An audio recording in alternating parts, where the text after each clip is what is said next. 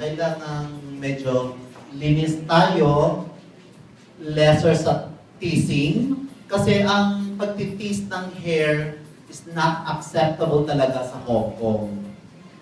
Number one, ang teasing na magpapabagsak sa'yo doon. Kasi lahat na nag-win doon, wala talagang tease.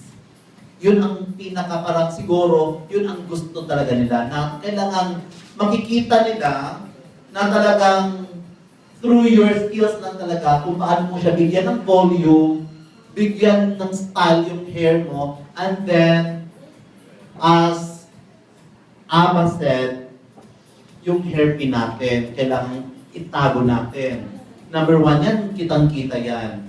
As professional makeup hairstylist, kailangan linis tayo. Kailangan malinis, detalyado ang gawa. Kailangan number one yan kasi pinaka-importante yan doon. Oo. Then, syempre, kapag may mga ano din ng iba, kailangan nating linawan. We have to accept kung ano yung talagang kulang pa natin. And then, ano pa? Practice. More practice. Butas ng buhok, yung mga dumi ng sa buhok. Importante yan kasi lahat yan, every details na makikita natin sa buhok, ginajudge yan. So, anyways, congratulations. I know you can do it.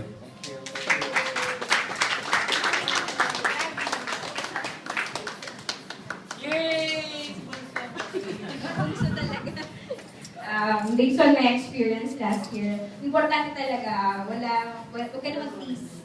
Kasi last year kasi more on nag-tease ako kaya, last year ang mga nalago, more on pearl, glam look, mga ganun look. And then importante, like, nasa taas, nasa top, importante mag-tease. Kasi makikita talaga yun.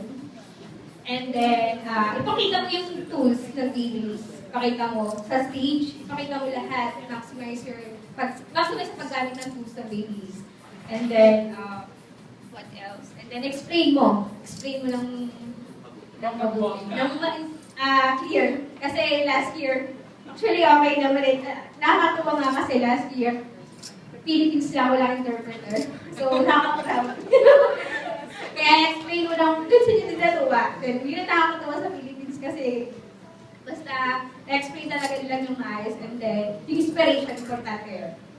I-relate ko dun sa kung ano yung concept nila sa HK. Actually, galing ka din ko ata ni Sally. Yun, explain yung magic. Yung magic, ayun. Yun lang, good luck. Congrats. Okay, with that, we thank all of you for joining us. Hope to see you again next year for the next competition. And let's all pray for our representative in Hong Kong na sana siya yung manalo for us. Thank you. And by the way, announcement,